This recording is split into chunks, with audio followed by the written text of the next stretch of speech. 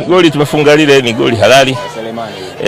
Mwamuzi aligafilika, mwamuzi namba 1, msaidizi namba 1. Basi ndio mpira. Lakini picha za marudio kiangalia, Selemani wakati mpira unapigwa alisharudi. Tena alichukua muda kurudi tu. Na akapiga kichwa, ukabounce, golikipa kwa mtoka akafunga. Kwa hiyo ni goli halali.